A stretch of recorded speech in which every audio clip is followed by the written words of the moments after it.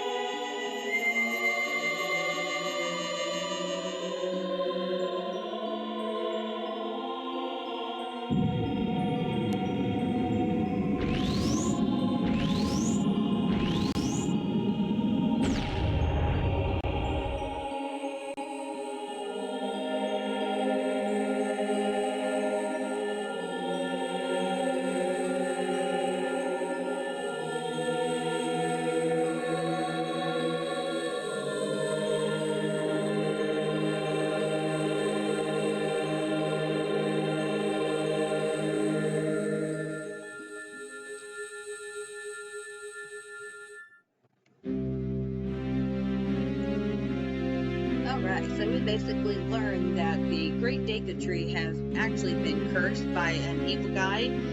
We're going to learn more about him later. And this evil person was after what was called the Quarry Emerald. There's actually 3 different gems, jewels, whatever you want to consider it. This is one of 3 that we are going to be collecting. And basically the Great Deku Tree is basically cursed, and he is basically dying. So even though we went in and we killed all the monsters, we defeated the boss, it basically did nothing for him. So again, this was just like a training dungeon. So now he's basically telling us that we need to go to Hyrule Castle and go meet the Princess of Destiny.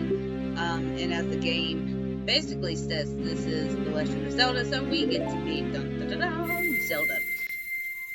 So he's going to entrust us with the Kokori's Emerald, and wants us to keep it safe from all evil.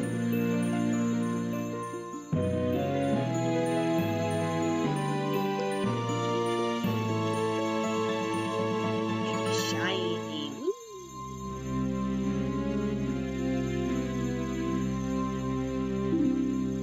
Woo.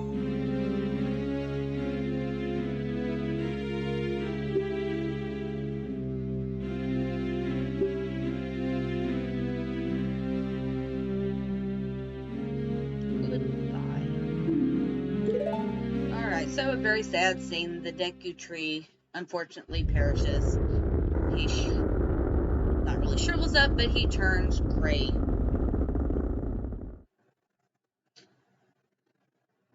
So sad.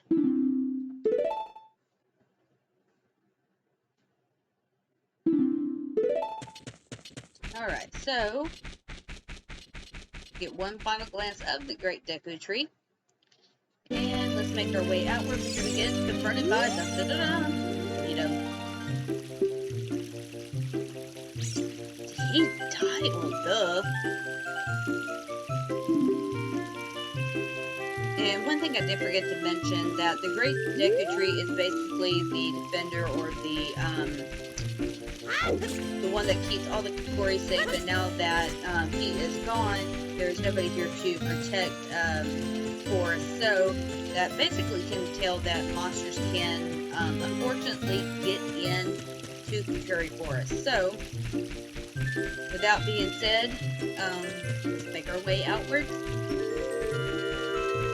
So this guy here, excuse me, was actually blocking the entrance or the exit to Kokori Forest, so now that he's gone and he's moved, he can actually leave.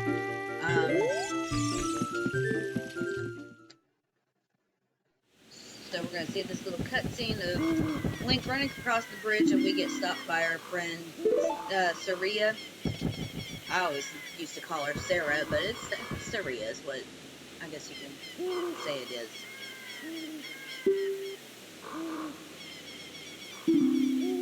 She basically says that she knew we were going to leave the forest at some point in time because we were different.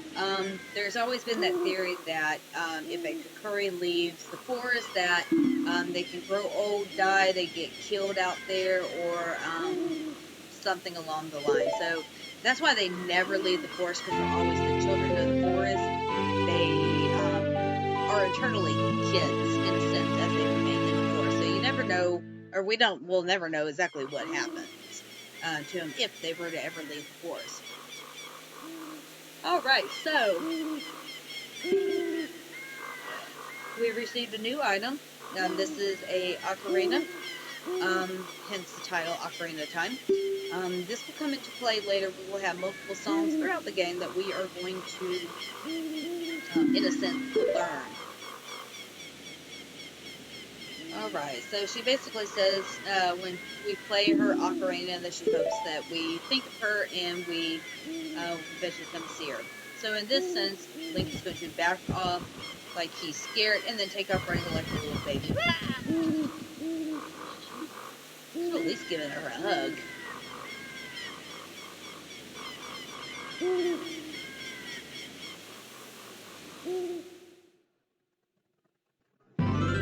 Alright, so welcome to Hyrule Field. This is basically a almost like your centerpiece of the game. This is where you're going to go back and forth between different areas. So Kokori Forest, from the forest to the castle to this place. So we're gonna basically go all over. Alright. Moving right along, we are going to get stopped by a really big owl. And what the heck? This character's name is, if I pronounce it correctly, Gabora. He is basically your guide through the game. And I skipped all the way through that, so we're going to go. Yes, we want to listen to all of that again because I screwed up. And whoopsies. What he was basically saying is we had to make our way to the castle. But if we come to the start menu and we go to the map, if you look at it, there is a dot, a little flashing dot that basically symbolizes where we need to go next. So that's where we're going to head. And there's going to be several enemies around here that we will encounter later. But first we're going to make our way to the castle. There is a day-night function, a feature here. So as you can see, it's starting to become nighttime. In the sense, it becomes nighttime.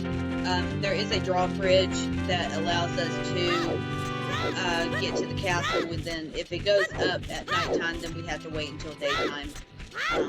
Hopefully I can make it. If not, then we'll just kind of hang 10.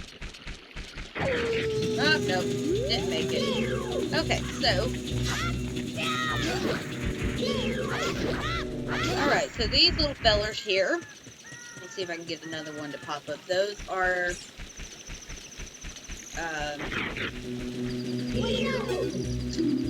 Scatula, or Skullcha.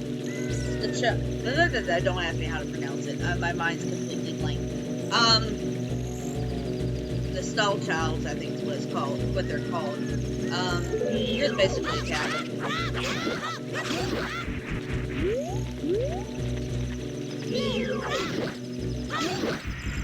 If you kill so many of them in a row, then a larger one will appear. They don't do anything special, so don't think that you have to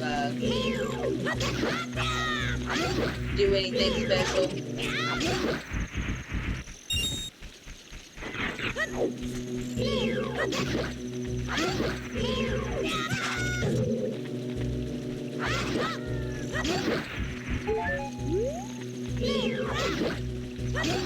See if we can get it to the bigger one. Yep, see? Does the same thing, just much larger. I think you have to kill like 10 of them. These guys only appear at nighttime, so I don't think that they pop up all the time.